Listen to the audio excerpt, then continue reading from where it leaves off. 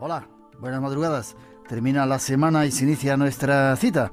Ese viaje que desde Radio Nacional de España, aquí realizamos a mundos diferentes en 2 ediciones. Algo que comienza ya en directo desde el estudio 202 de la Casa de la Radio. 2:11, 1:11 en las Islas Canarias. Saludar a la gente, los últimos integrantes del Facebook. Antonio Díaz Lozano, Rafael Antonio Moya, María Valle, Jorge Pérez Andrés y Juan Ochao. Chao. Es un placer que estéis ahí. Queremos llegar a los 3.000 esta noche, así que animaros. Recordamos nuestro teléfono 900-137-137. Os queremos presentar esta noche una piedra increíble, pero antes, nuestro primer tema de la noche nos lleva hasta Francia. Después de esta introducción nos damos más datos. Nuestro primer tema de la noche comenzaba hace 150 años, en la vecina Francia. Allí, la Virgen o la Señora se aparecía a 3 niñas. La historia comenzaba así. El centro de peregrinación más célebre de Occidente, que acoge diariamente a miles de visitantes de numerosos países, acaba de cumplir sus 150 años como lugar de reunión y convocatoria para orar y pedirle a la Virgen, sobre todo, salud.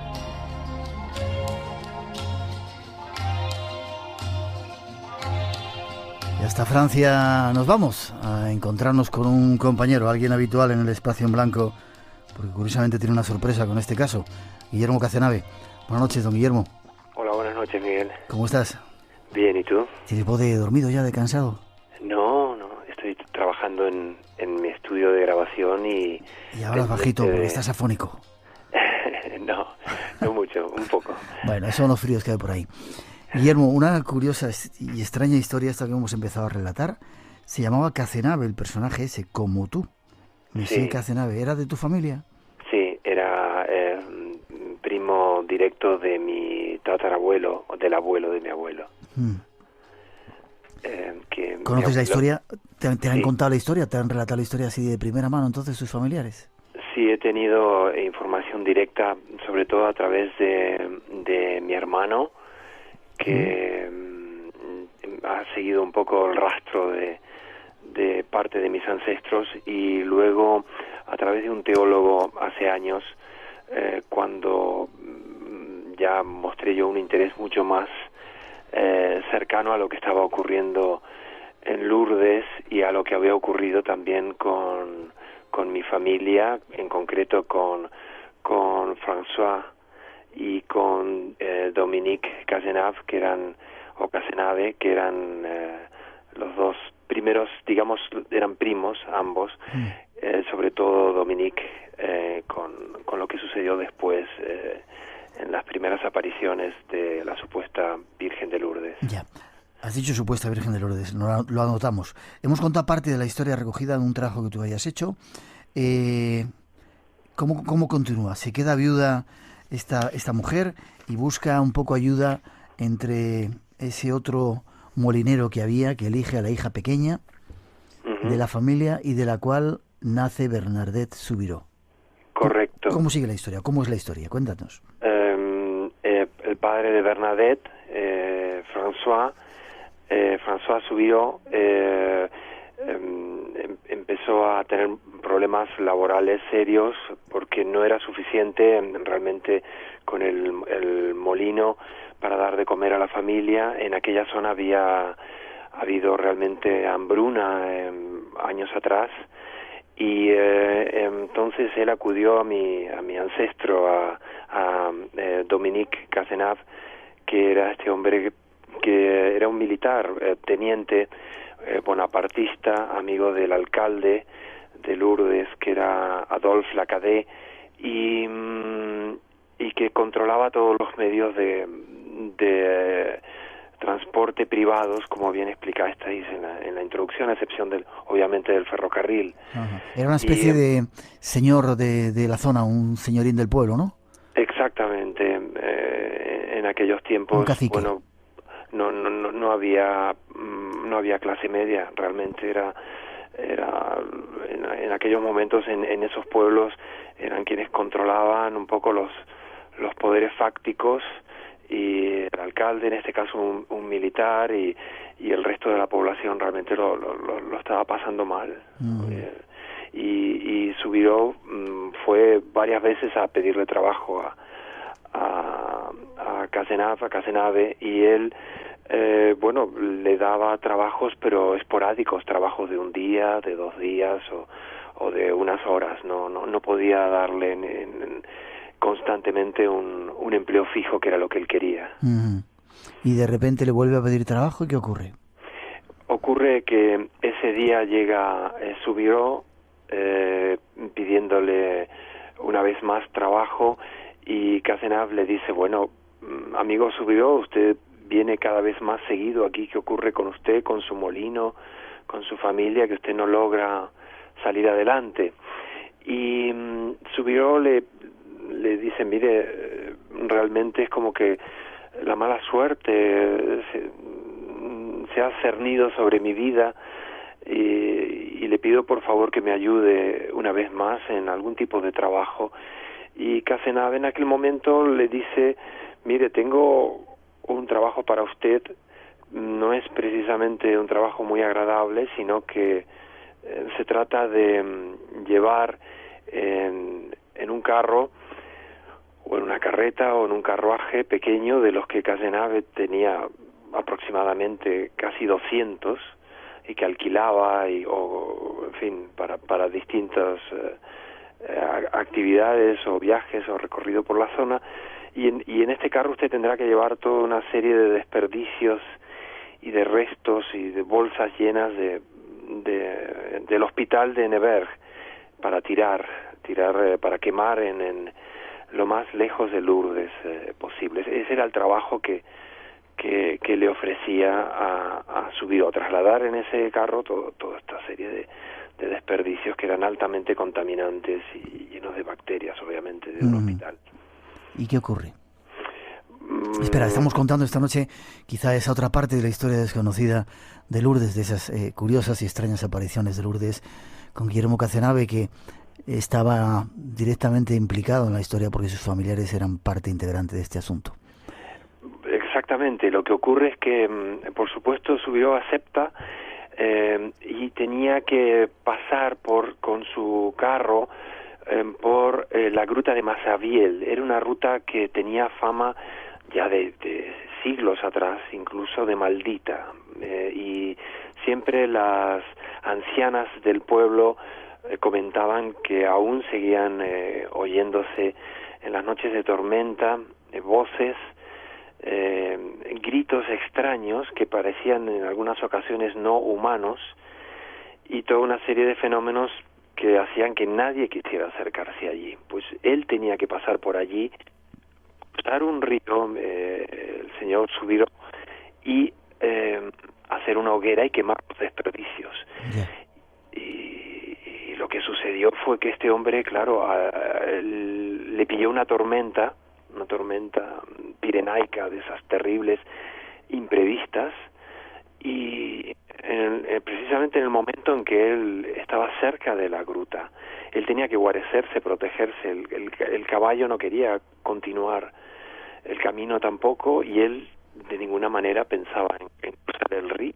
Eso fue lo que sucedió. Por lo tanto, él hizo la hoguera allí al lado de la gruta. Se encontró con un vagabundo de la zona del área, y quemó todo aquello, los restos de las bolsas del hospital de Nevers, que era la localidad vecina, y regresó lo antes posible al despacho de Cazenave para cobrar, y luego a su casa para contarle a su esposa lo que había vivido en el día de hoy. Y allí viene el momento clave donde la niña Bernadette, futura vidente de Lourdes, escucha a su padre explicándole a su madre que tuvo que hacer esa hoguera al lado de la gruta maldita, y la niña allí despierta su curiosidad por ir sin decirle nada a los padres a esa gruta, a ver qué era lo que pasaba allí, qué era lo que se oía allí. Aguanta un poquito.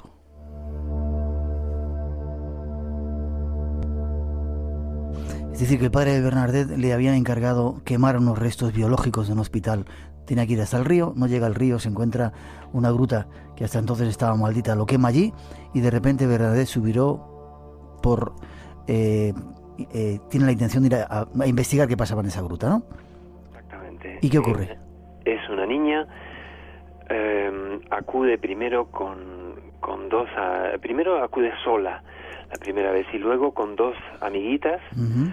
Y de pronto una de ellas narra después que Bernadette dentro de la gruta se queda embelesada mirando hacia uno de los rincones donde sus dos amiguitas no veían absolutamente nada, ni oían tampoco nada, pero esta niña empieza a mirar fijo hacia ese rincón, hacia ese lugar, y a hablar en su lengua materna, que era el gascón, ya que estamos hablando de una zona pirenaica que pertenece a la trilogía lingüística de Aquitania, donde se habla y se hablaba más en aquella época el gascón mezclado con el francés, y empieza a hablarle a esta mujer y respondiéndole la palabra señora, sí, le decía sí señora, entendido señora. Eso era todo lo que sus amiguitas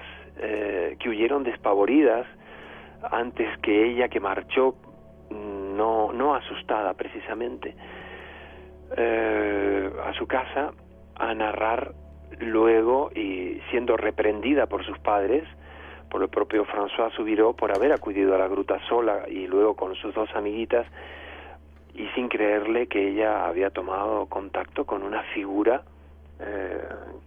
con la cual se comunicaba, ya, que nadie veía. Ella en principio hablaba de que era la señora. Sí. Y espera, déjame que matice, que estaba dentro de esa gruta donde anteriormente tenía fama de maldita, donde se oían voces y que nadie del pueblo quería pasar por allí porque les daba miedo, ¿no? Exactamente, la gruta de Massabielle. Massabielle. Entonces allí es donde Bernadette Soubiraux tuvo esas primeras visiones o apariciones y comunicaciones, porque ella hablaba con esa descrita por ella señora. Y a partir de allí sus padres le prohibieron volver allí, regresar allí, cosa que ella desobedeció. Continuó yendo, y muchas veces sola, y en otras ocasiones acompañada por esas mismas dos amigas y por alguna amiguita más, hasta allí para continuar en su comunicación con lo que luego de llamar señora ella comenzó a denominar ya de otra manera mucho más concreta y directa. ¿Y qué ocurre después? ¿Alguien de tu familia también se encarga de recogerla? Exactamente, la hija de Dominique, del teniente Cazenave, su hija Dominiquette, al llegar a oídos de tanto de esta señora como del teniente, de que la hija del señor Soubiraux, del molinero, estaba teniendo, porque las otras niñas lo habían comentado en sus casas, estaba teniendo estas visiones y que aparentemente se le aparecía una señora, una mujer allí que le hablaba, pues Dominiquette tomó, digamos, cartas en el asunto, habló con la familia Soubiraux, que estaban muy enfadados con su hija, a quien no podían controlar, se les escapaba y acudía, seguía yendo allí, y les dijo que esto podía ser algo importante y que ella quería un poco acompañar a la niña allí, hacerse cargo de alguna manera de lo que estaba sucediendo para clarificar el asunto. Ya, déjame que escuchemos un fragmento que tenemos respecto a esas visiones. Tenemos a la niña ya, Bernadette, que va a esa gruta, que de repente cuenta que ve a la señora, y escuchemos un segundito. ¿Qué es esa historia que andas contando? Realmente yo no he... ¿Tú no has qué? El Señor te castigará por tus mentiras. Pero yo no he dicho mentiras. Lo que he visto lo he visto de verdad. ¿Y qué te ha dicho esa señora que dices haber visto? Si es algo que nos concierne a todos, tenemos derecho a saberlo, ¿no te parece? Te estás preparando para la primera comunión y eres la mayor de todos. Deberías dar buen ejemplo en vez de contar embustes. Padre, yo no he mentido. Serás castigada por esto. La mentira es un pecado muy grave y tú lo sabes. Curioso. 2:29, 1:29 en las Islas Canarias. De repente, la niña ya va entrando en contacto con eso, con el sacerdote, con tu tía tatara no sé qué. ¿Y qué ocurre, Guillermo?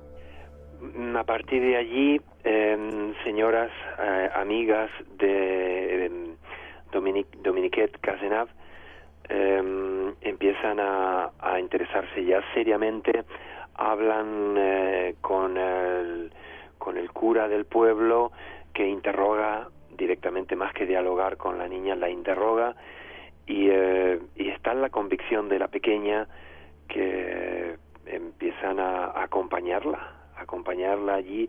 Esto dentro de la historia oficial no se ha reconocido totalmente cuántos adultos fueron antes de que comenzaran las peregrinaciones con la niña a la gruta maldita de Massaville, donde nadie quería acudir, pero lo cierto es que fueron, y de hecho Dominiquet Cazenave fue.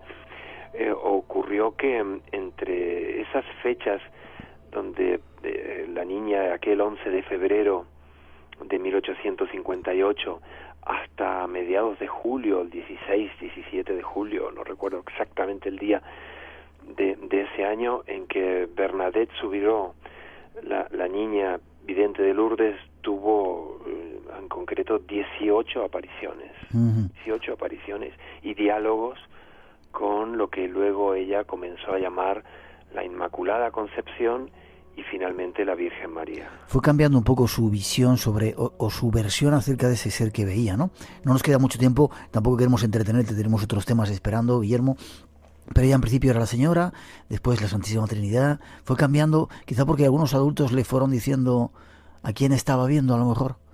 Es posible que ella haya sido influida por estas señoras, que eran ya devotas católicas, y a partir de allí todo esto que ha sucedido en Lourdes, comenzando ya con peregrinaciones, con la Iglesia reconociendo como verídicas las visiones de Bernadette y sus mensajes de la Virgen, que fueron, hay dos tipos de mensajes, los más oficiales de la Virgen diciéndole a Bernadette: vengan en peregrinación, vengan en procesión, construyan un templo, ayudemos a los necesitados, pero también había otros mensajes que son un poco más esotéricos y que a mí siempre me han atraído más, que eran los de esa señora, esa Virgen, ese ser con el cual Bernadette tomó contacto, que le decía: todos cuantos quieran iniciar una nueva vida, todos cuantos quieran purificarse, que vengan aquí, que beban estas aguas, que se laven, que se limpien, que hagan como una especie de nuevo bautismo, que se purifiquen en estas aguas pirenaicas para iniciar una nueva vida, y sobre todo para eso, para sanar, para limpiarse. Ese mensaje para mí es el más poderoso, el más interesante, que va muy vinculado con lo pirenaico y que ha convocado a muchísimas personas, incluso no católicas, que conviven en las peregrinaciones con los católicos, y con más de 3.000 curaciones que se han comentado, de las cuales la Iglesia Católica, el Vaticano, solo ha reconocido en 150 años 66 o 67. Déjame que aporte dos datos más de esta extraña y curiosa historia que estamos contando hoy, con ese otro aspecto que no se había contado. A tu tataratío, Cazenave, evidentemente le interesaba que la zona se promocionase, porque eso significaría que llegaba más gente y él podría alquilar sus carretas y controlar todo, como controlaba todo el transporte, ¿no? Exactamente, esa es la parte, digamos, no oscura, porque era evidente, y él estaba además asociado con el alcalde del pueblo, con Lacadier, y realmente lo que se montó allí le dio un beneficio impresionante, increíble. Él montó el primer Hotel Cazenave en la zona, ¿no? Fue el primer hotel que hubo allí. Aún existe, sí. Bien, y luego por otro lado la zona ya de antes de que toda esta historia explotara y se hiciera popular en todo el mundo, era un sitio donde había aguas termales y donde la gente se iba a curar. Exactamente, Miguel, esta es otra de las claves, porque es una zona pirenaica con unas aguas increíblemente curativas para personas con problemas de reuma y muchas otras afecciones, y es muy cerca de la frontera con España. De hecho, donde la propia Bernadette iba a curarse porque ella tuvo tuberculosis ósea y de hecho murió a los 35 años de ello, se llamaba Pont d'España, se sigue llamando Pont d'España, Puente de España, está a 10 kilómetros de la frontera. Ya, curioso. Ella, no estamos diciendo ni negando que no haya apariciones y que no haya milagros en Lourdes, estamos contando otro aspecto, otra parte de la historia que quizá no era tan conocida. Bernadette Soubirous, como decías, muere, es enterrada a 11 de febrero. Sí, murió, bueno, la fecha en que murió fue el 16 de abril de 1879. 1879, sí. ¿Y qué ocurre después? Bueno, luego de que ella fue santificada mucho después, pero 30 años después que se abrió su tumba, se exhumaron sus restos para llevarlos a Nevers, que era donde ella había hecho luego su noviciado. Se halló su cuerpo totalmente incorrupto, mientras que el crucifijo y el rosario que el propio Papa le había obsequiado antes de morir estaban completamente oxidados. Y eso no es todo. Eso fue en el año 1909, 30 años después de su muerte. Pero otros 25 o 30 años después, porque 3 veces se exhumaron sus restos, siempre se hallaron incorruptos. Qué curioso, el cuerpo incorrupto, y sin embargo los regalos que le había hecho el Papa habían visto cómo pasaba el tiempo y estaban oxidados. Terminamos, Guillermo. Eres una caja de sorpresas, ¿eh? Bueno, intento, como siempre, moverme por estas tierras tan mágicas, que es donde vivo, en los Pirineos, y de hecho mi familia viene de aquí, y yo todo el vínculo que tengo con esta región tan especial, tan mágica, es realmente una caja de sorpresas. Independientemente de esta historia familiar que me atañe, los Pirineos no dejan de ser una caja de sorpresas, como tu programa también. Conclusión, Guillermo. Insisto, solamente hemos querido dar esa otra parte de la historia en la que yo no conocía esto, las apariciones comenzaron en una gruta que era una gruta maldita donde la gente no quería ir. Qué extraño y qué curioso. Sí, ahora es una gruta bendita. Las vueltas de la vida y del destino, como visto desde un ángulo, desde otro, el mismo lugar, el mismo sitio, quizá las mismas apariciones que antes eran malditas, ahora no lo sean.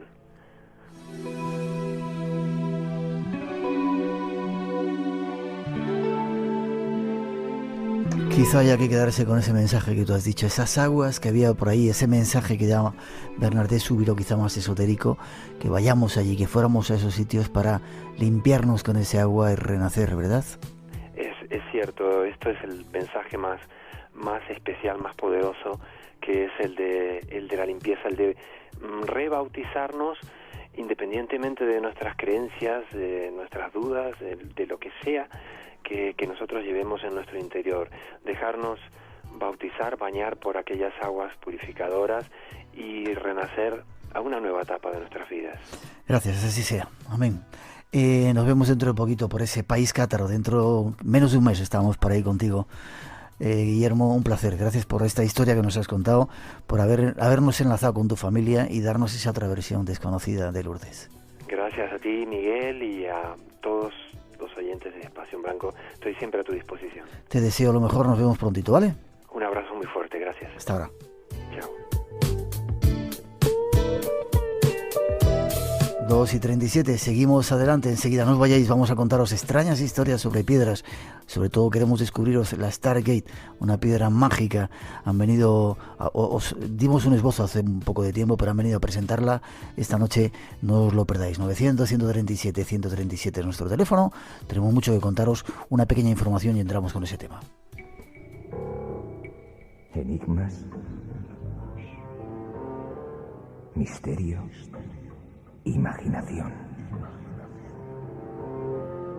Espacio en Blanco.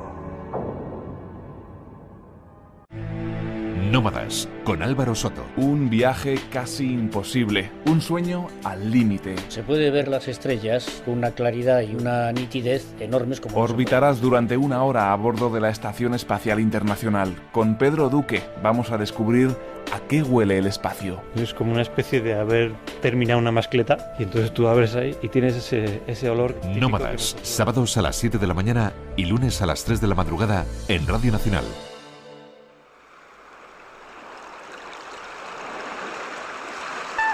Como si nos fuéramos de viaje todos los años.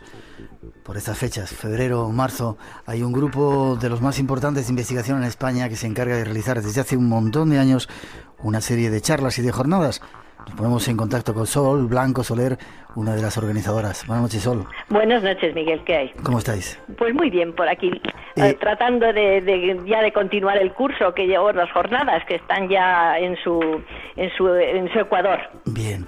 Quiero que me prometas que vas a venir al programa a hablar de espíritus y fantasmas y casas encantadas. Bueno, el día que tú quieras, vamos por ahí y te cuento mis historias y las cosas que vivimos pues muchas veces y muchos días. Vale, pues Sol Blanco Soler, el grupo EPTA, junto con el padre José María Pilón, ¿llevan cuántos años organizando estas jornadas, este curso? Pues mira, José María, el padre Pilón lo organizó durante 30 y tantos años.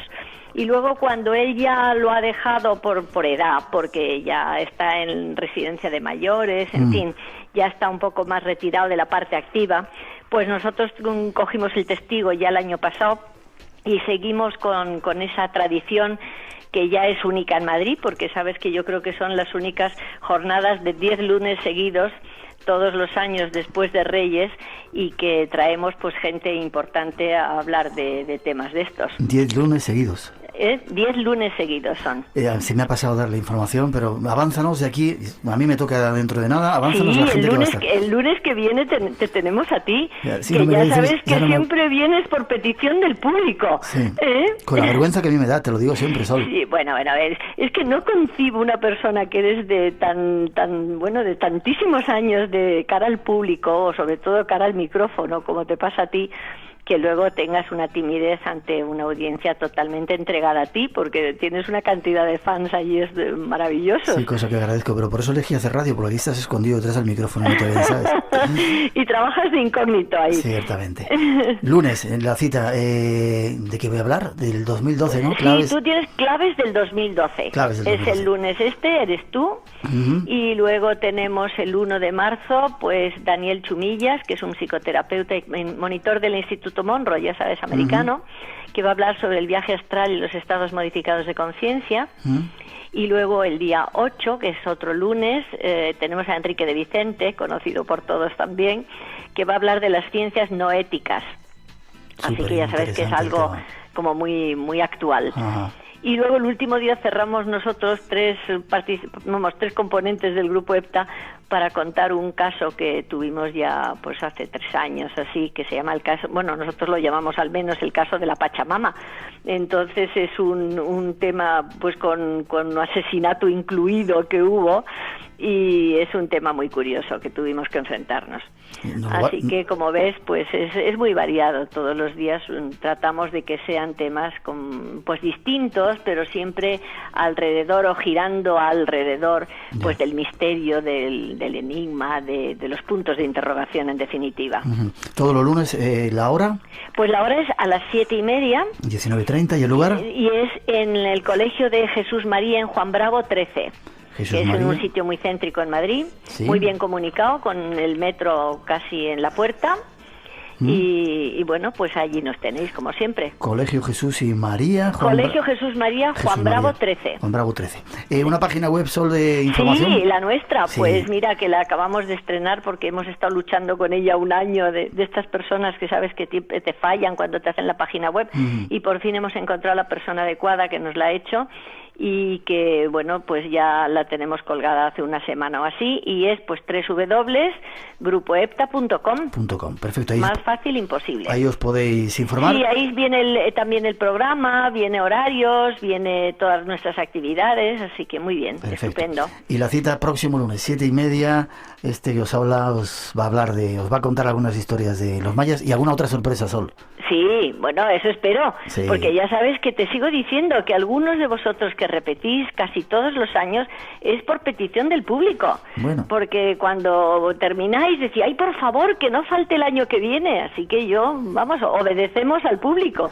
tenéis una gran cantidad de fans. Te lo agradezco a ti, lo agradezco a ellos. Nos vemos el lunes 7:30 ahí en la calle Juan Bravo 13. Un fuerte abrazo, Sol. Gracias, Miguel. Y te emplazo a venir al programa, ¿eh? Te emplazo a venir al programa. De acuerdo. Hasta cuando luego. quieras. 2:44, 1:44 en las Islas Canarias. Ahí está la cita para este próximo lunes. 900-137-137 por si queréis intervenir en nuestro programa esta noche. Y seguimos, hay más temas, lo habíamos anunciado. Uno que nos llamó mucho la atención hace tiempo. Un experto nos visita llega desde Cantabria para aclararlo. José Antonio Blanco, buenas noches. Buenas noches. ¿Cómo estás?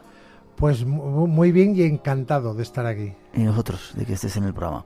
La liaste bastante gorda cuando subiste la otra vez y queríamos que vinieras, sobre todo a explicarnos y a descubrirnos. Hablaba, no sé si recordáis, de una piedra, una extraña piedra que lo llamaba Stargate. Luego vamos a hablar de ella. La tengo aquí, es una piedra negra, un pedazo de mazacote que te has traído. ¿Cuánto pesa esta? Esa como 4 o 5 kilos. Un pedazo de piedra. ¿Desde cuándo te dedicas a lo de las piedras tú? Pues el primer cuarzo que yo compré, pues hará 30 años o así. Todavía lo tengo, está hecho el pobre un asquito porque ha llevado más golpes que la tarara, pero llevo ya unos cuantos años. Sí. Yo siempre he sido un bicho raro. Se te ve en la cara.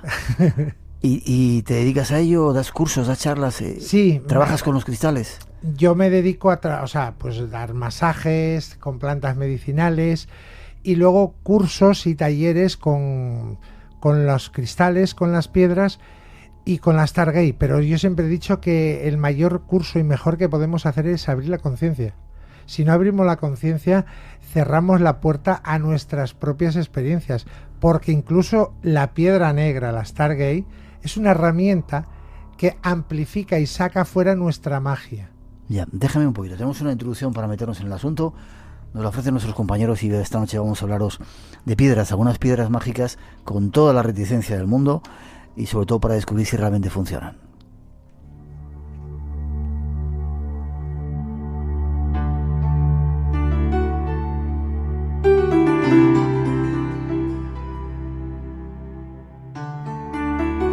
La belleza que la naturaleza ha depositado en las piedras preciosas y en los minerales de la tierra no es gratuita. Todas ellas tienen un significado y poseen determinadas propiedades mágicas en estrecha relación con los diferentes seres humanos.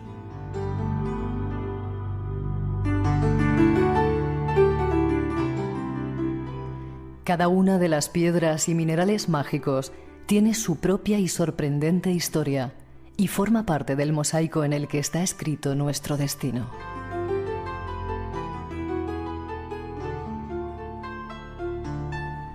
Desde la antigüedad, la atracción hacia las piedras ha sido más que notable, habiendo sido estas utilizadas en construcciones funerarias, pedestales, monumentos para dioses, estatuas, armas, adornos, supuestos observatorios astronómicos.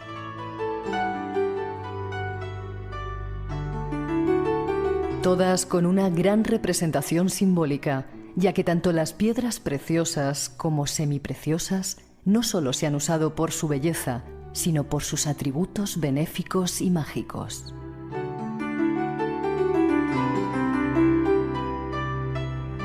Las gemas, por ejemplo, siempre se han relacionado con la actividad planetaria. El rubí con el fuego, el zafiro azul celeste con el aire, la esmeralda con la tierra y el diamante con el agua.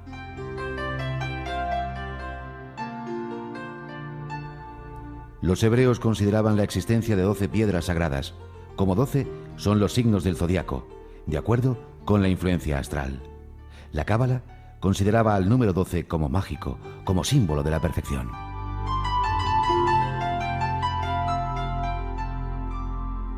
En China, el jade ha sido y es una piedra sagrada, utilizada para varios fines como son atraer el amor o prolongar la vida.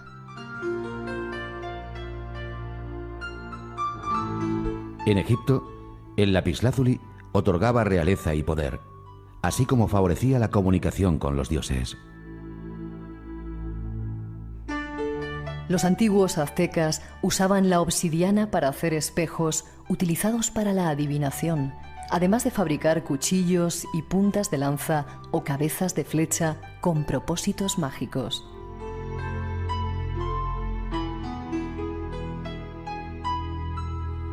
Era un saber antiguo, hoy desconocido. Pero gracias a nuestro invitado, esta noche deseamos renovarlo, volver a traer la luz a nuestras conciencias. Escuchemos.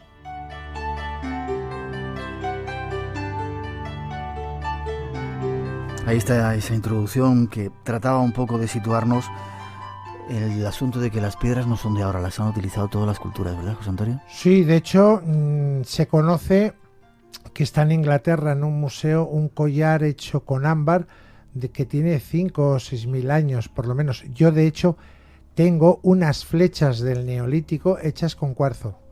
Sí. Sí, y hay raspadores hechos con jaspe rojo, con ágata.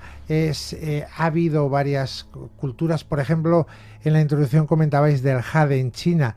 El jade no es solo sagrado o mágico en China, en Hispanoamérica es mágico, en el Pacífico es mágico. Y es que es curioso, siendo una piedra que no hay en España, el nombre jade viene del castellano antiguo, de la piedra de la hijada, de los riñones, porque se usaba para curar el mal de los riñones. De esa deriva la palabra jade. O sea, y es mágico, que son dos minerales, la nefrita y la jadeíta, cualquiera de los dos te vale.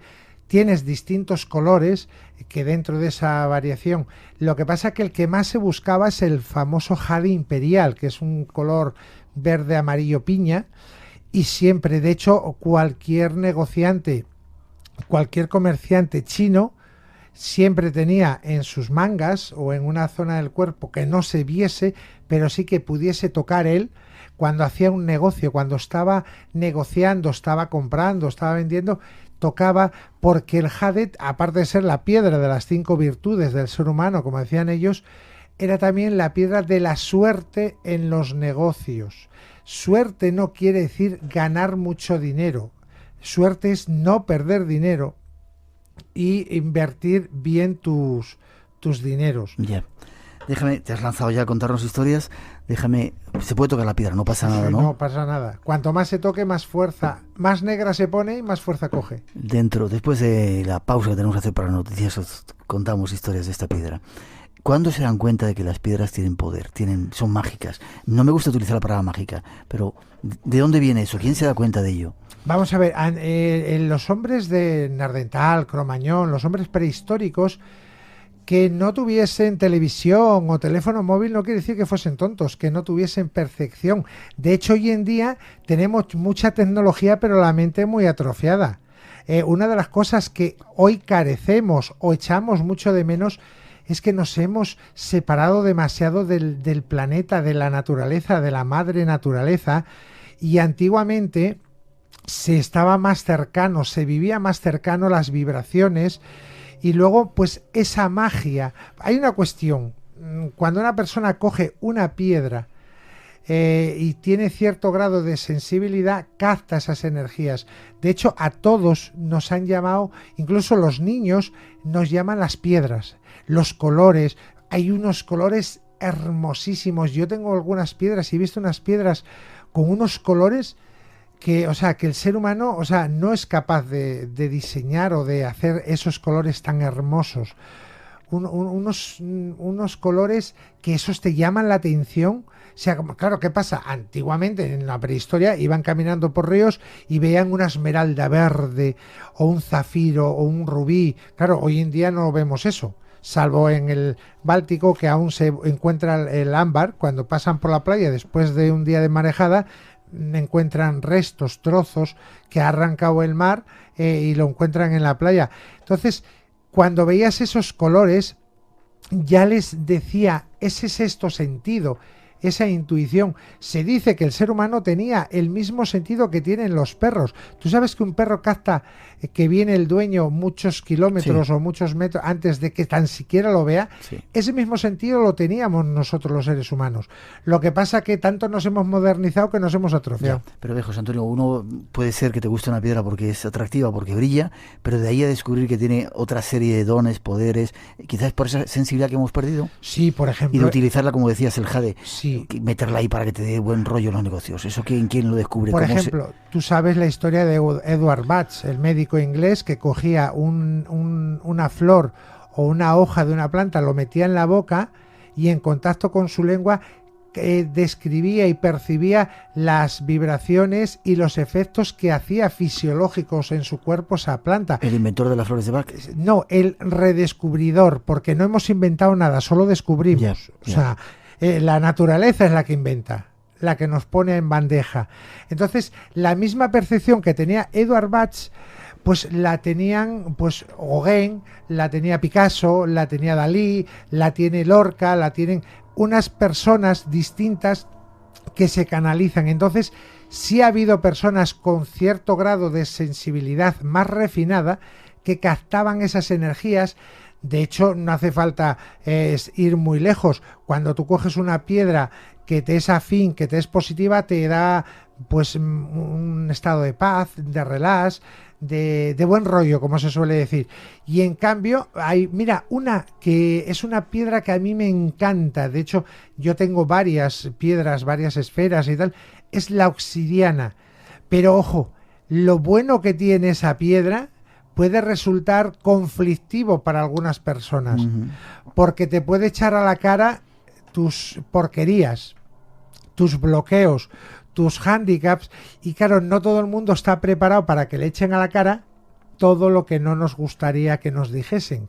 Entonces, la misma rapidez con que se formó, porque la obsidiana sabes que es una lava que se enfrió muy rápidamente y se formó el cristal.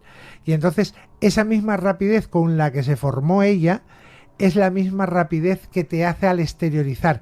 Por eso, si queremos meditar con una obsidiana, sobre todo la negra, tendríamos que estar ayudados o escoltados, esa piedra, por otras, un cuarzo rosa, por otras piedras, una calcedonia azul, que suavicen un poco, o sea, que no sean demasiado crudos a la cara. Te estás lanzando a dar ya, digamos, recetas de esos supuestos poderes de las plantas. Nos quedan 2 minutos antes de la primera desconexión. Pregunta, ¿hubo alguna civilización antigua que podía utilizar, como se dice de la Atlántida, que tenía un gran control de los cristales y tenía una alta tecnología con ellos? Sí. ¿Hay datos de que eso pudiera ser cierto? Y los lemurianos. No, lo que pasa es que entramos en un mundo de creencias, de hipótesis. Pues ya sabes que Platón describió la Atlántida y uno y otro, pero hablaba ya de oídas. Entonces, que han existido pueblos, de hecho, los dioses del Taxili, tú lo sabes, tú los has visto, lo has vivido. Hay muchas pruebas de que ha habido civilizaciones, incluso extraplanetarias, extraterrestres, de que nos han visitado en el transcurso de la historia de la humanidad y anterior, porque tenemos cuevas como en el Atlas subsahariano, en Taxili, que hay dibujos hechos por los seres prehistóricos del Paleolítico, Neolítico, donde describen y tienen dibujados a un señor con escafandras, con los tubos como tienen nuestros astronautas cuando van al espacio. Esos señores no podían dibujar algo que no habían visto. Ya, pero ¿qué quieres decir? ¿Que esa gente traía ese conocimiento de las piedras? Sí, vamos a ver, ¿por qué crees que América se conquistó tan fácilmente? Porque se confundió con unos dioses que habían estado antes. Entonces, esos dioses, ahí ya podríamos entrar en distintas hipótesis, porque nos movemos dentro del mundo de las hipótesis, si fueron los señores que nos implantaron en este planeta, que si se hacía, yo ahí no voy a entrar, pero que aquí ha habido pueblos con una cultura mucho más evolucionada que la que tenemos hoy en día, que usaban, de hecho, los relojes de cuarzo. ¿Por qué crees que son de cuarzo? Porque la oscilación de sus átomos es de lo más exacto que hay. O sea, entonces, esas oscilaciones, esas grabaciones, los microchips y una serie de historias están hechas en base a esos cuarzos. Que no sepamos o que no tengamos conocimiento de cómo manejar ciertas herramientas en forma de cristales, no quiere decir que no tengan esos poderes. Regresamos enseguida. Tenemos mucho que nos esperan esta noche. Este es un avance.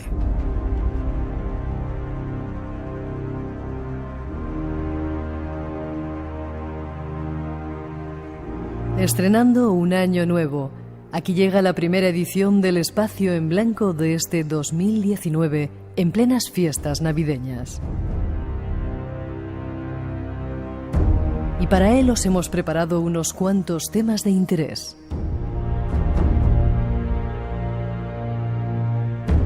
Comenzaremos con un misterio que hemos llamado Los Hijos del Cielo. Una incursión en los archivos personales de uno de los estudiosos del tema de los aliens en nuestro país, de la mano de una escritora e investigadora. Será revelador.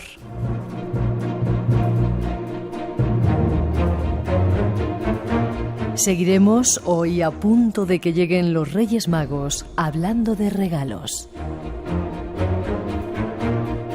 Concretamente, de uno de ellos, el oro. Uno de esos presentes que trajeron los Reyes Mágicos al Niño Jesús. Junto a nuestro siguiente invitado conoceremos algunos de los secretos de este preciado metal noble.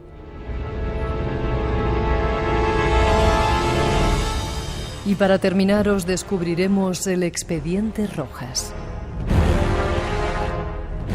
La historia de un ingeniero venezolano que posibilitó con sus estudios la llegada del hombre a la Luna. Estas son las intenciones de este primer programa del Año Nuevo. Y con el deseo de que los Reyes Mágicos os colmen en esta noche mágica y especial todos vuestros deseos, comenzamos.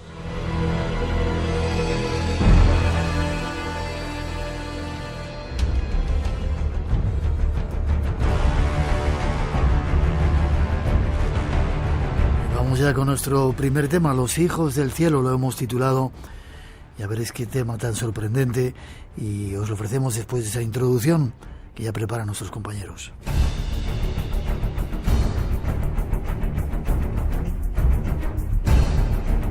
Los próximos minutos los vamos a dedicar a tratar de conocer la estrecha conexión entre el cielo y sus múltiples manifestaciones y la tierra. Somos, al parecer, polvo de estrellas, hijos de los cielos, y esta noche vamos a tratar de buscar algunos de nuestros orígenes. Trataremos de demostrar cómo ha habido siempre en la Tierra un vínculo especial con esos seres superiores venidos al parecer de los cielos. Seres alados, poderosos, bellos, fuertes, con autoridad, inteligencia y conocimiento.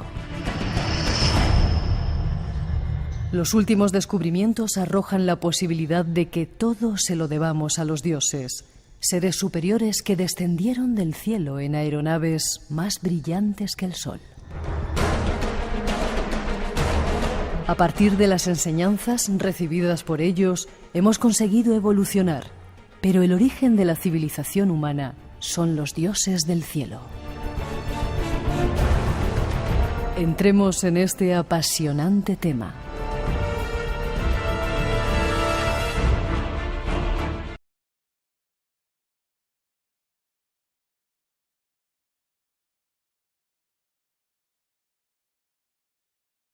Y para hablar de este asunto nos vamos hasta Sevilla para encontrarnos con nuestra invitada Cristina Martín. ¿Cómo estás, Cristina? Aquí en el cielo sevillano. ¿Qué tal vosotros? Bien. ¿Ya no estás hablando de Bilderberg y todos esos señores que dominan el mundo? Bueno, empiezo hablando de ellos porque realmente el libro en cierta medida es una denuncia a todo lo que nos han ocultado durante 70 años relativo a las luces que se han visto en nuestro tiempo en el cielo. Ajá. ¿Y han sido ellos los que nos lo han ocultado? Han sido ellos porque durante este tiempo, desde la Segunda Guerra Mundial, esta estructura de poder pues es la que ha mantenido el control de la información, con lo cual son ellos los que ocultaron el conocimiento. Bueno, déjame que te presente, doctora en Ciencias de la Información, escritora, estuvo con nosotros hablando de Bilderberg y acaba de editar un libro que se llama Hijos del Cielo, y has colaborado en multitud de lugares, Canal Sur, Russia Today, montones de lugares, y bueno, espero que quieras colaborar con nosotros de vez en cuando para contarnos historias. ¿Qué te ha llevado a escribir esto de Hijos del Cielo? ¿Somos hijos del cielo?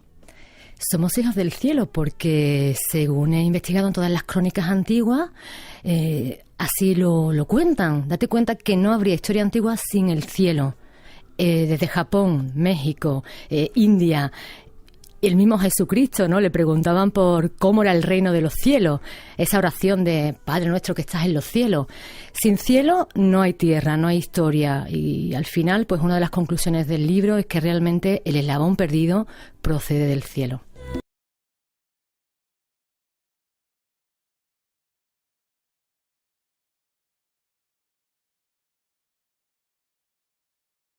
Segunda edición del libro ya en nada, ¿no, Cristina? En 3 semanas, muy contenta con los lectores que se interesen por la historia y por el ser, por quiénes somos, de dónde venimos y a dónde vamos. Qué bien, qué bien. Pues empezamos con los de Bilderberg. Nos han ocultado muchas huellas, se han ido dejando estos, no sé, dioses, no sé cómo llamarlos.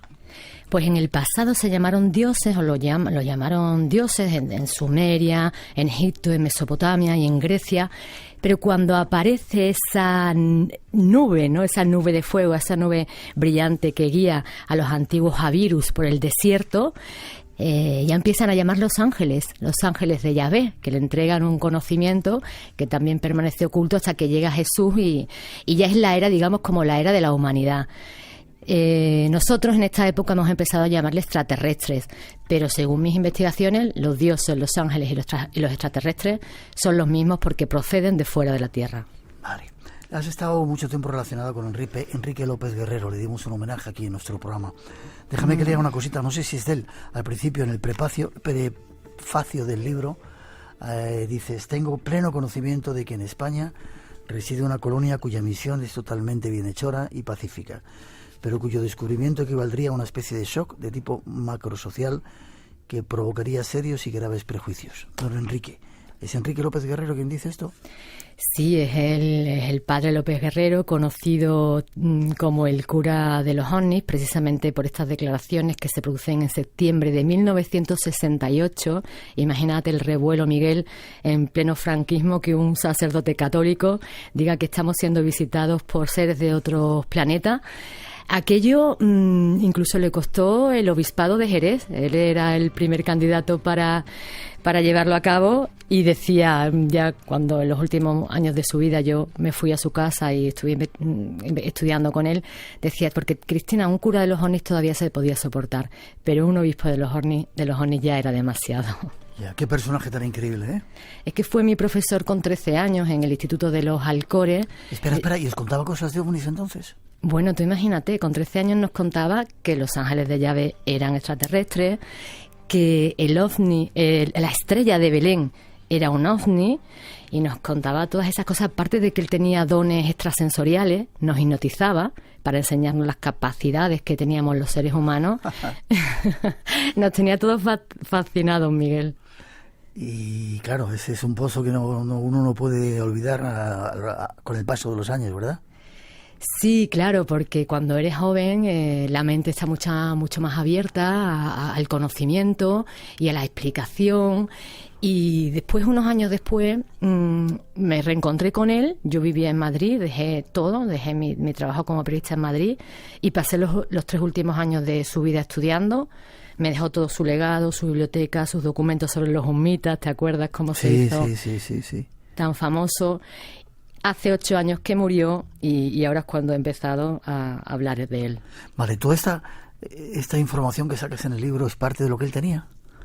Claro, él fue quien me enseñó a estudiar los libros antiguos, la Biblia y todos los libros, las cosmogonías de otras culturas, con una mente científica, y a identificar palabras claves, como puede ser nube, y traducirlas, porque date cuenta que esos documentos estaban manejados por los Bilderberg de la época. O sea, era la élite de los sacerdotes, la élite de los escribas, los faraones, los que tenían el conocimiento prohibido a todo el pueblo. Y ahí está el mito de Prometeo, ¿no? Cómo roba ese conocimiento a los dioses para entregarlo. Y esa era la labor de don Enrique, que este conocimiento pues lo tuviese todo el mundo, y me tocó a mí parte de ello, ¿no? Me ha tocado. Pues nuestro homenaje a Enrique López Guerrero. Y dime una cosita, ¿qué se refiere con esta frase que he leído de esa colonia que existe en nuestro país? ¿Me lo puedes adelantar o lo dejamos para después? Pues como tú quieras, se refería entonces a los humitas. ¿A los humitas? Sí.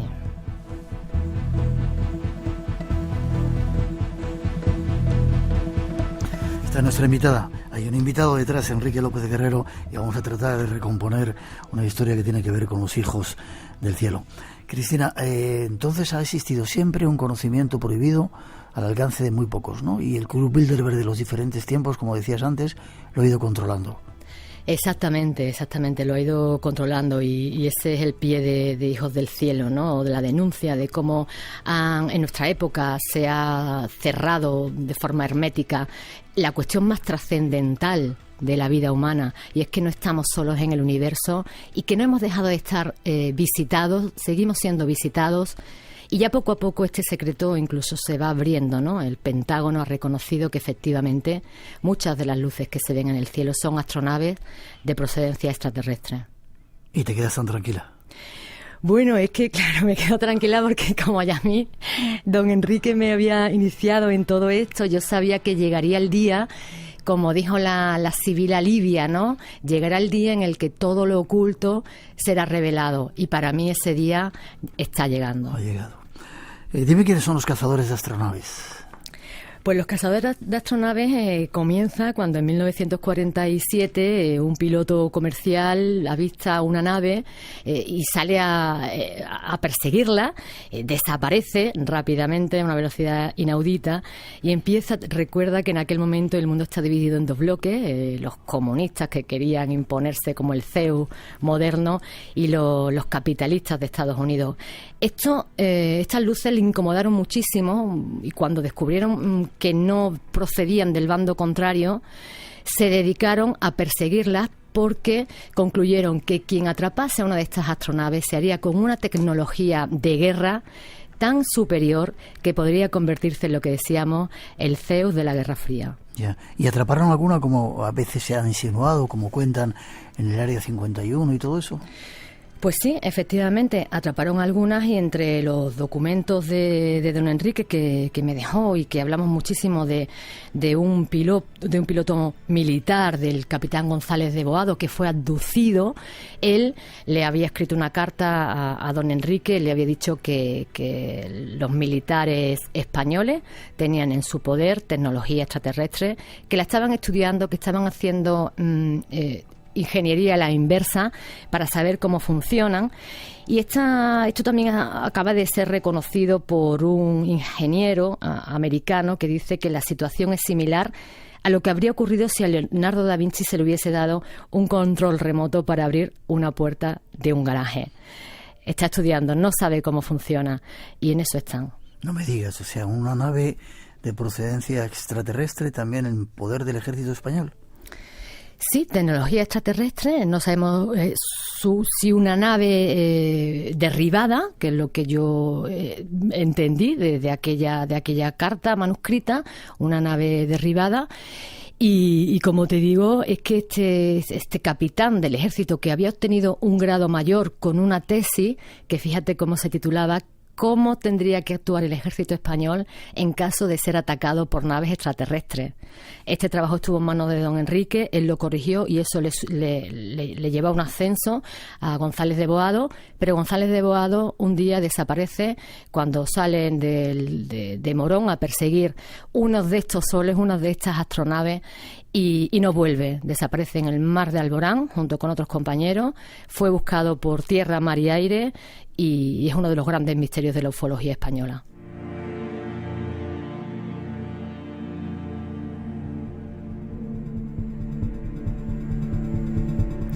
Cristina, Enrique López Guerrero tenía información privilegiada.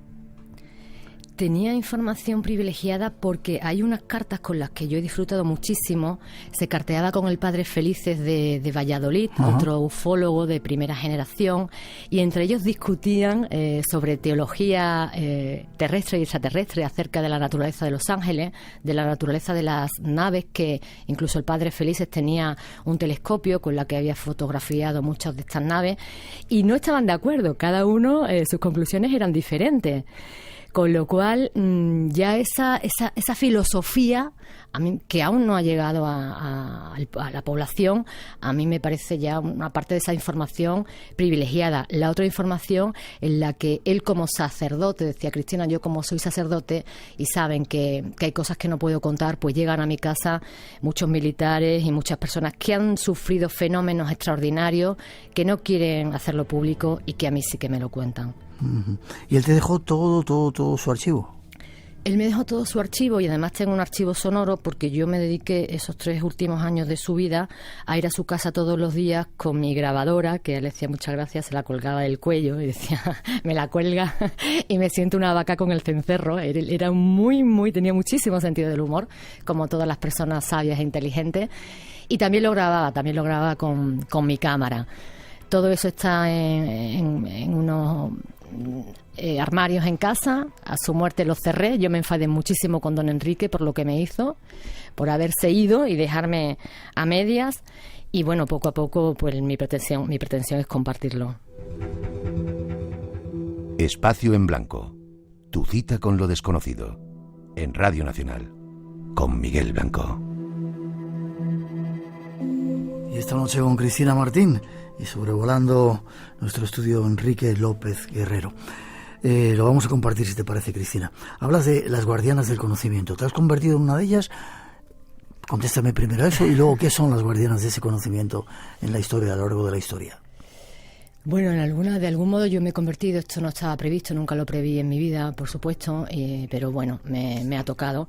Y somos las mujeres las que hemos guardado el conocimiento. La ciencia está ahora demostrando que tenemos las mujeres la parte del cerebro dedicada al lenguaje, a las matemáticas y a la abstracción muchísimo más desarrollada. Y mi conclusión es que realmente comenzamos a utilizarla antes, porque también se está demostrando que las primeras chamanas, ya las chamanas de las cuevas, fueron las mujeres.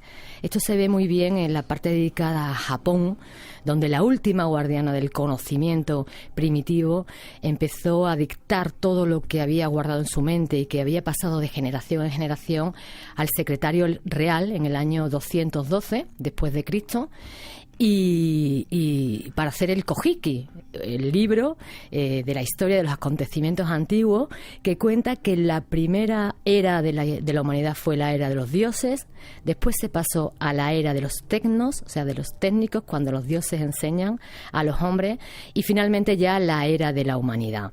Fíjate que en el Génesis hay una frase que sintetiza toda esta lección que hacen estos dioses cuando bajan, ¿no? Este clan de dioses y diosas que enseñan a las mujeres. Y dice que cuando la humanidad comenzó a multiplicarse sobre la tierra y tuvieron hijas, los hijos de Elohim, los hijos de los dioses, vieron que las hijas de los seres humanos eran hermosas. Al unirse los hijos de Elohim con las hijas de los humanos y tener hijos con ellas, nacieron gigantes, que fueron los famosos héroes de antaño. A partir de entonces hubo gigantes en la tierra. Qué curioso. Y esas guardianas del conocimiento en otro tiempo han sido chamanas, como dices, quizá brujas, hechiceras. Así lo es, porque además ellas siempre muy vinculadas al agua, porque la antigua cosmogonía sumeria contaba la historia como que al principio lo que había era un inmenso océano cósmico. Y que la primera forma que nació en ese océano fue el triángulo, la montaña sagrada femenina de donde surge la vida. Los sumerios la llamaban Ningursá, la señora de la montaña sagrada, y también otros de sus epítetos era Mami. Hoy en día es una de las formas con la que llamamos a nuestras madres. Por eso en la tierra el primer poder que se ejerce es el poder de la mujer, porque solamente ella tiene la capacidad de crear vida, de dar a luz. Y ahí están las primeras figuras, las primeras esculturas, como la Venus de Winterfell, de hace 28.000 años, venerando, adorando a la fertilidad, a la madre.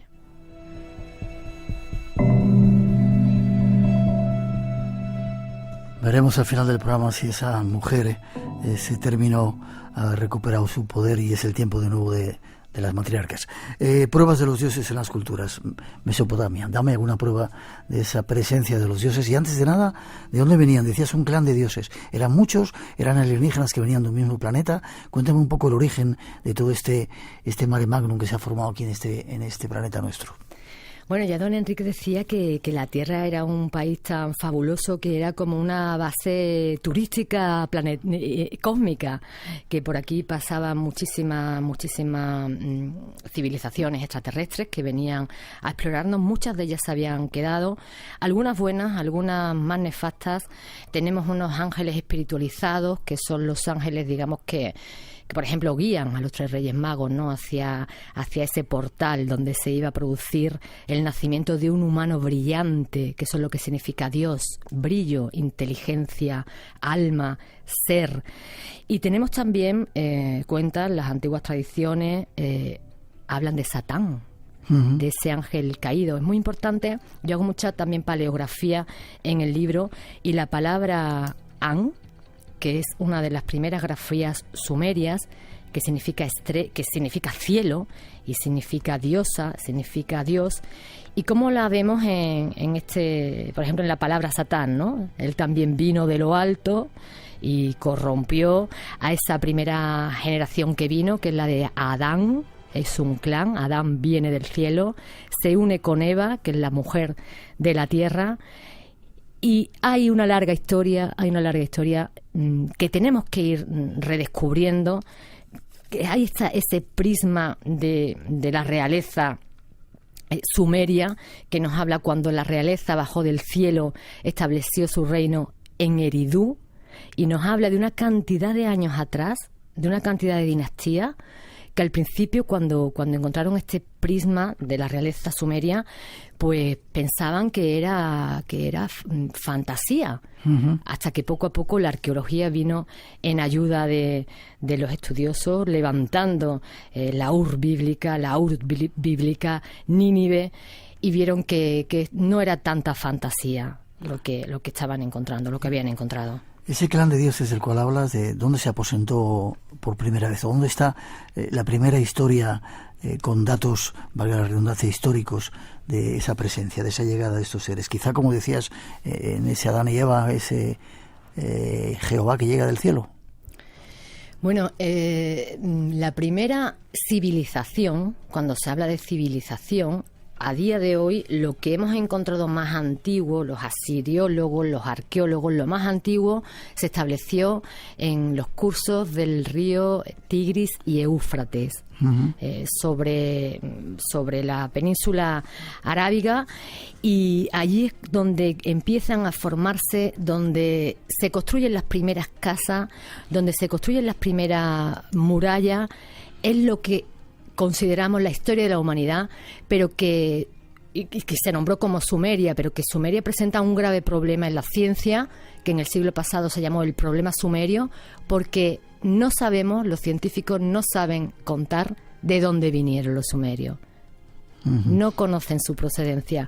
Pero claro, si atendemos a lo que estamos hablando, a todas estas crónicas antiguas que hoy se consideran y que han sido traducidas, y que a partir de 1950 se estableció un departamento exclusivo en la Universidad de Oxford para estudiar estas tablillas sumerias, pues si atendemos a ellos, todos nos dicen que la realeza bajó del cielo. Y tenían esa forma rara como de animales, ¿no? Como de serpientes o de lagartos. No. No, yo creo que esa es la parte en la que interviene la CIA, ¿no? Y ensucia la CIA y la élite. Yo, como doctora en comunicación, también he tenido que leer muchos informes desclasificados de la CIA. Como siempre, el poder intenta controlar la información. Siempre, toda estructura de poder tiene su estructura de comunicación para manejar qué mensaje se lanza a la opinión pública. Y de la misma manera que ensuciaron el tema de los humitas, don Enrique dividía 2 fases, desde los 50 hasta el año 73, que para él, hasta que murió, eso era documentación procedente de una civilización externa a la Tierra, y cómo a partir del 73 se siguen apareciendo documentos supuestamente humitas, pero que ya la calidad y el contenido es completamente distinto, desastroso. Él, te digo yo, que yo tengo los documentos, los subrayaba, los estudiaba y sabía diferenciar perfectamente la paja de lo uno de lo otro, ¿no? Lo bueno de lo malo. Hay una anécdota, que si quieres te la cuento. Por favor. que cuando él cuenta en ABC, pues que estábamos siendo visitados por esta raza humita extraterrestre, se presentaron en su casa 2 arquitectos venidos de Nueva York. A mí esos 2 arquitectos venidos de Nueva York, que quisieron llevarse todos los documentos que tenía don Enrique... Te da mala espina. Me huele mucho a CIA, porque además también uno de los que estaban, uno de los miembros de la Ballena Alegre, que como sabes era el lugar Madrid donde se reunían... Ahí estuvimos, sí. Exactamente, era inspector de policía de Tetuán. Sí. Y incluso este inspector de policía consiguió el DNI de uno de los miembros de la CIA que estaban aquí olisqueando y metiendo en las narices en todo lo que olía a humita. Había que desprestigiar el tema, llegó un momento en el que había que desprestigiar el tema y lo mancharon como ahora lo están manchando con estos supuestos reptilianos, que obviamente como novela y para entretenimiento está muy bien, pero como ciencia pues se alejan bastante de la realidad. Nos olvidamos de Anunnakis y de reptilianos. La radio es el medio de comunicación más sincero que existe, porque no hay nada con una sinceridad superior a la voz. No es un día cualquiera, con Pepa Fernández. Tu alegría, tu 20 años de emociones compartidas. En las mañanas del fin de semana, con Pepa Fernández. No es un día cualquiera. Hay una realidad que no vemos. Atrévete a descubrirla. Espacio en Blanco, en Radio Nacional de España, con Miguel Blanco. Tu cita con lo desconocido, en Radio Nacional. Cambiamos de lugar, Egipto, Moisés. Ahí parece claramente que hay intervenciones raras, ¿verdad? Luces, extrañas nubes luminosas que se paran por encima del pueblo elegido. Sí, esa historia era fascinante, ¿no? Nos fascinaba porque ya nos la contaba don Enrique, como te decía, cuando teníamos 13 años y antes había ocurrido otra gran revolución en Egipto, que es la revolución de Amarna, la de Akenatón. Uh-huh. Esa también es apasionante, ¿no? Cómo también se ha tergiversado esta historia, porque don Enrique me la contaba y decía que Akenatón han dicho que es un faraón hereje y que era un adorador del sol. Jamás Akenatón adoró al sol. Ese disco resplandeciente, en el libro incluyo uno de los poemas que se han encontrado en las ruinas de Amarna, ¿no? Que él escribe a lo que vio, describe un poco después de esa destrucción que hubo de su ciudad, describe que ese disco resplandeciente brillaba más que el sol. Dice: oh Dios único, ¿no? Oh disco resplandeciente, que mi voluntad parece la tuya. Incluso ahí hay una intervención, hay un fenómeno extrasensorial, ¿no? De voluntades, de cómo un poder superior al que puede ejercer cualquier señor de la tierra, cualquier Bilderberg de la antigüedad, cualquier Bilderberg moderno, cómo en los cielos hay un poder superior que se presenta cuando estima necesario, o se presenta como por azar también, que como siendo exploradores, y que nos dice a los terrestres que cuidado, que hay un mandato del cielo, que hay unas reglas en el cielo y que si queremos formar parte de la gran comunidad cósmica tenemos que respetar algunas cosas, ¿no? Vale. Akenatón, Moisés por otro lado y Yahvé. Un Yahvé que, según nos lo muestran las Sagradas Escrituras, era un tanto colérico y vengativo. Cuando se enfadaba, temblaba el mundo, ¿eh? Temblaba porque lanzaba plagas. Sí, el faraón... Claro, es que él tenía que demostrar que era más poderoso que el dios del faraón, con lo cual tenía que hacerse notar. Por eso de ahí esos enfados, ¿no? De ahí esas plagas, de ahí ese poderío de abrir un mar en dos, que no sabemos qué significa eso, ¿no? Pero desde luego que presentaba un gran poder. Una de las preguntas que le hacían a Moisés era el nombre. Porque en la antigüedad el nombre era la descripción de los poderes que tenía el dios o el monarca, ¿no? Y Moisés, el pobre, le decía: bueno, sí, yo voy, yo te he visto, pero cuando el pueblo me pregunte cómo te llamas, ¿qué le digo? Y le respondían los ángeles, los enviados, ¿no? Los ángeles de Yahvé le decían: diles que yo soy el que soy.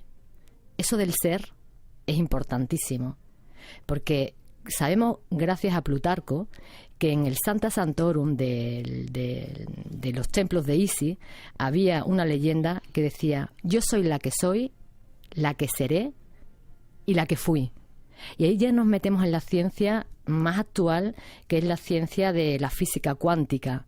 Me decía don Enrique que en el tiempo de Dios, digamos que para Dios no existía el tiempo, sino que el pasado, el presente y el futuro ocurría en el mismo momento. Y la cuestión del ser y del tiempo es precisamente lo que se está investigando hoy con la teoría de cuerdas, con las teorías del todo y con la física más de vanguardia. Qué extraño, ¿no? Qué misterios que ya en la antigua Mesopotamia, que Egipto era parte de esa antigua Mesopotamia, pues ya se trataban estas cuestiones.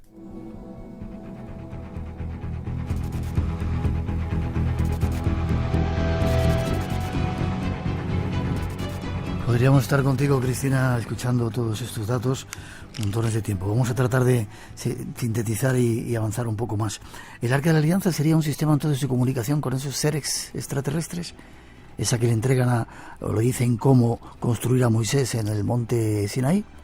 Bueno, claro, eso es fascinante, porque cualquiera que abra la Biblia, el Pentateuco, y lea cómo estos documentos ya desclasificados por el tiempo, repetimos, que estaban en manos solamente de la élite, de los grandes sacerdotes, de Moisés y de sus hermanos, de Aarón, de los levitas, y que un Dios supuestamente invisible les explique cuánto debe de medir la tienda del encuentro, de qué materiales tiene que estar revestida, en qué momento Moisés se encuentra allí y que Yahvé le va a hablar. Les habla incluso en el Pentateuco de normas de higiene. Para hablar con el Señor tienen que estar vestidos, tienen que estar aseados, tienen que estar... Y les dice qué alimentos comer y qué alimentos no comer. O sea, les dice que la liebre no, que la liebre es impura. Entonces, claro, esto es muy, muy singular y muy simpático, porque dices, ¿por qué motivo estos ángeles venidos de más allá, fíjate de nuevo la palabra cielo, no les gustó la liebre, pero sí que les gustaban los terneros? O sea, ahí nos dicen mucho también del sacrificio a los dioses, ¿no? Los ángeles tenían hambre y querían comer, y les pedían los mejores terneros a Moisés y a los suyos, ¿no? Y los mejores corderos. Con lo cual era un Dios un poco raro, me parece a mí, ¿no, ya, Miguel? Pero no me has contestado si ese Arca de la Alianza servía para comunicarse con ellos. Bueno, ellos tenían un sistema que era el Urim, que era era una especie de ropa que se ponían. Debe ser algo tecnológico que a día de hoy no se sabe qué es lo que sería, pero ya don Enrique me decía que sin dudas tendría que ser un sistema de comunicación técnica inalámbrica para establecer comunicación con estos ángeles que viajaban en esa nube en el cielo y que de vez en cuando pues se comunicaban con Moisés y con los sacerdotes.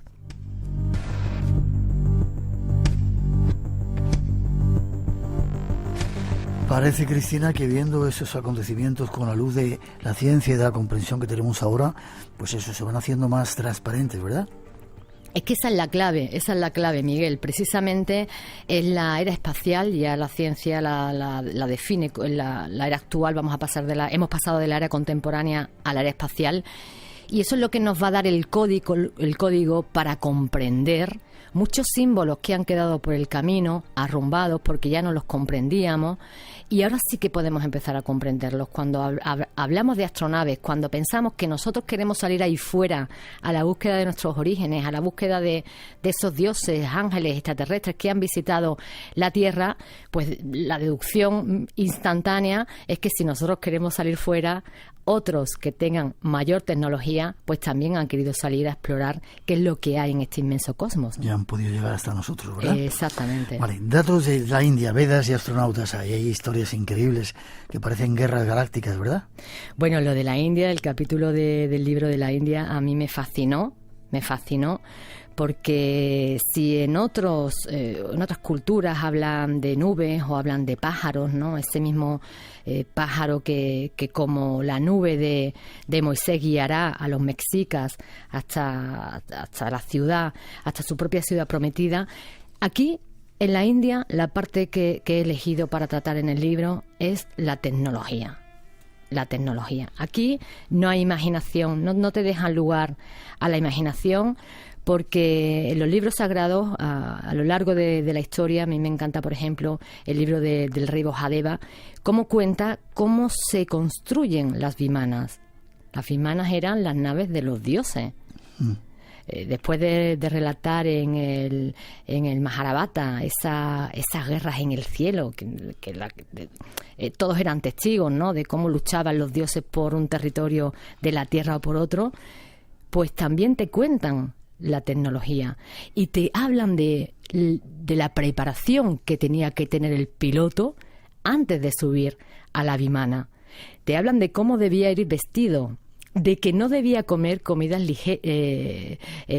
debía comer mucho, al contrario, tenía que hacer una comida frugal para que no fuese pesado, tenía que estar muy avispado. Decían que la construcción de vimanas se transmitía de generación en generación y que uno de los rasgos más importantes que tenía que tener el piloto era la imaginación. Porque claro, una vez en el aire, la técnica es una parte, pero te puedes enfrentar a cualquier obstáculo y para solventarlo tienes que tener imaginación. E incluso cuenta una cosa que a mí también me parece muy interesante, que es la capacidad que tenían esas vimanas construidas por unos arquitectos que decían que eran forasteros, que venían de fuera, por los yavanas, una palabra que para mí me resulta muy familiar a Yahvé, porque no sabemos a día de hoy cómo se pronunciaba como la palabra Yahvé, porque era prohibida, solamente los sumos sacerdotes la conocían. Y estos arquitectos decían que una de las capacidades de estas vimanas era que podían provocar que la nave enemiga se quedase de repente paralizada. Exactamente, paralizada. Incluso, y es lo que ocurre cuando en algunos casos muchos pilotos se han encontrado con astronaves en el cielo y han perdido toda la comunicación, han perdido que ha habido incluso accidentes, han caído porque han bloqueado todo el circuito eléctrico de la nave. Y te está hablando de la India, de estas cosas. Cristina, ¿tú crees que esa podría ser la prueba más definitiva entre los muchos escritos que hay antiguos de esa presencia extraterrestre? Yo creo que es una de las grandes pruebas definitivas, porque date cuenta que después, cuando Hitler se quiso convertir en el dios de los dioses, se fue, mandó a sus ingenieros, a sus científicos, y los mandó a la India y los mandó al Tíbet en busca de estos antiguos pergaminos donde se hablaba de la construcción de vimanas, ¿no? Uh-huh. Y muchas de las naves, pues, a punto estuvieron de lograr darle la victoria. Pero decía el rey Vajadeva que aunque había dejado por escrito la mayor parte de la fabricación de los vimanas, de los secretos, había algunos que se había guardado, porque si caía en manos peligrosas, pues podría provocar grandes catástrofes, ¿no?, para la humanidad. Con lo cual, algunos secretos se guardaron, pero sí que hablaba Vajadeva de los motores de mercurio que fueron probados en la NASA. Fíjate la credibilidad que le dieron en la NASA a estos documentos, pero que se dieron cuenta que contaminaban demasiado y de ahí pasaron a los motores de iones. Con lo cual, la antigüedad nos ha hecho avanzar, ¿no?, en muchos casos sin saberlo. Brevemente, ya casi nos queda tiempo y quiero llegar al futuro. China y Japón, ¿qué pruebas tienen de esta presencia de estos dioses? Bueno, pues Japón, hablábamos antes, ¿no?, que para ellos es su historia. Para ellos su libro de historia comienza en el área de los dioses. Lo consideran un patrimonio de su historia, un gran patrimonio, un tesoro que tienen que cuidar. Y date cuenta de que el título del libro, Hijo del Cielo, era el título que tenía el emperador chino. El emperador chino era el hijo del cielo, porque había sido elegido por esos dioses de generación.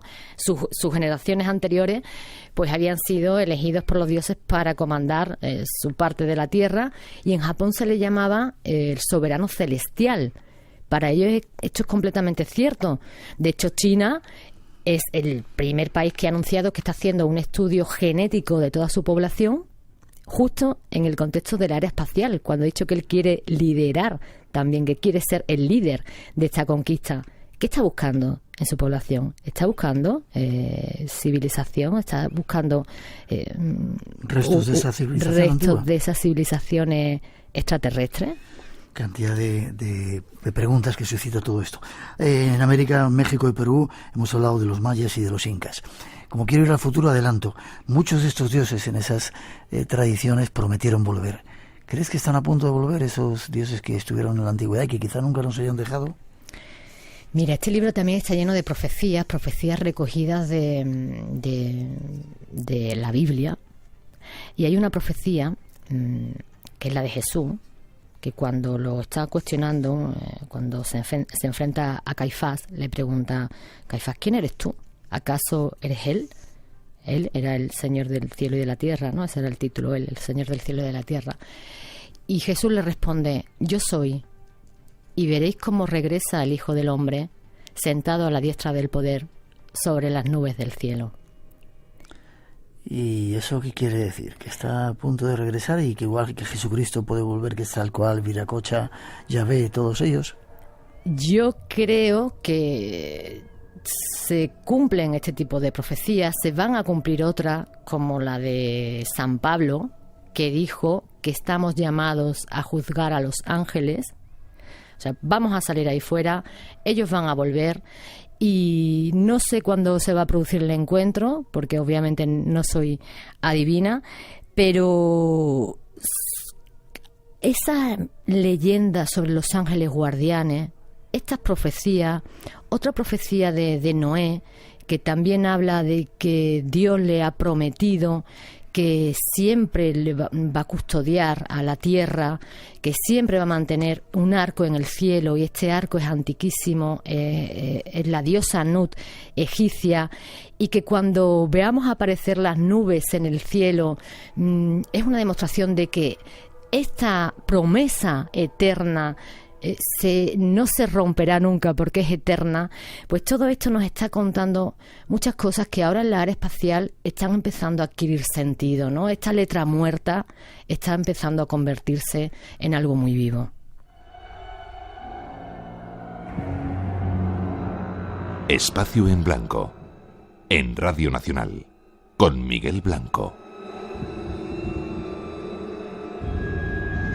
Últimos minutos con Cristina Martín hablando de los hijos del cielo. Cristina, hablas en tu libro también de las vírgenes. Estas vírgenes y esa cantidad de apariciones que ha habido a lo largo del tiempo y de muchas culturas, quizá no fueran tal y serían a lo mejor una imagen de estos seres interdimensionales o... Bueno, claro, esa es una hipótesis. Pueden ser esos seres que de alguna manera, cuando se aparecen estas vírgenes, la Virgen de Guadalupe, la Virgen de Covadonga, la Virgen de Fátima, siempre con mensajes, sobre todo la de Fátima y la de Guadalupe, siempre con mensajes de que seamos buenos, de que nos amemos, de que no hagamos el mal, de que nos respetemos, de que todos somos hermanos. Podemos pensar en la hipótesis de que son seres, ángeles, extraterrestres, dioses, que de alguna manera conocen nuestras costumbres y que se manifiestan de una manera que nosotros podamos comprender el mensaje. O también podemos pensar que es María, la madre de Jesucristo, que fíjate qué otro gran misterio hay en María, porque en el año 1950 el Papa Pío XII proclama como dogma de fe de la Iglesia la ascensión al cielo en cuerpo y alma en cuerpo de la Virgen María, lo cual quiere decir que si María asciende al cielo en cuerpo, tiene que hacerlo en algún tipo de vehículo, y si una vez que ascendemos, porque desconocemos todo del universo, se cumple lo que decía don Enrique, que el tiempo ya no existe, pues esta ascensión de la Virgen significa que puede aparecerse en el pasado, en el presente, en el futuro. Esa es otra hipótesis, ¿no? Yo creo que lo interesante es que no conocemos todas las respuestas y que por eso tenemos que seguir investigando. Casi a punto de terminar, y volvemos al principio. Hablábamos de la mujer, que era un poco la guardiana.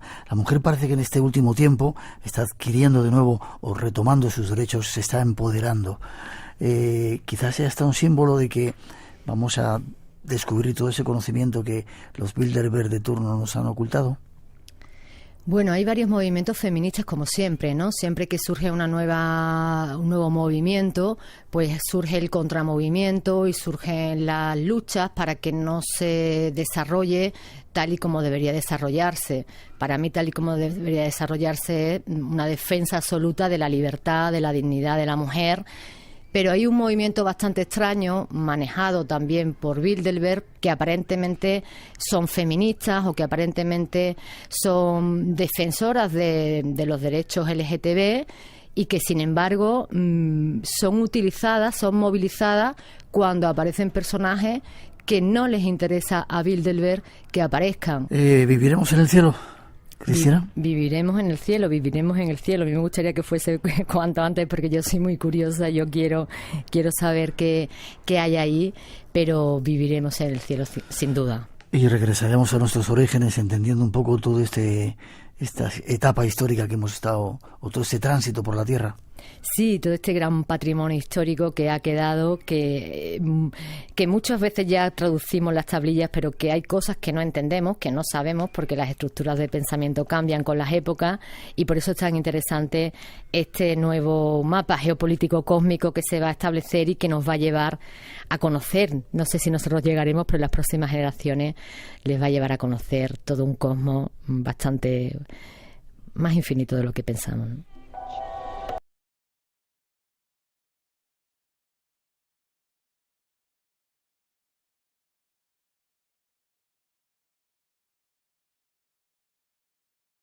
Cosmos en la cultura humana. Cristina, gracias por dejar esas píldoras ahí, esos semillitas para seguir investigando y abriendo caminos.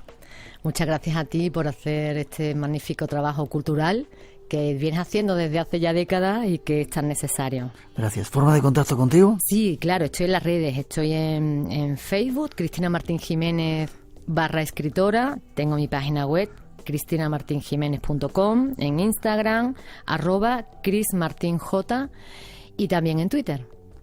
Gracias, espero verte prontito. Si voy a Sevilla voy a darte un abrazo y a que sigamos hablando de estos misterios. Un abrazo muy cósmico. Gracias, hasta prontito. Sí.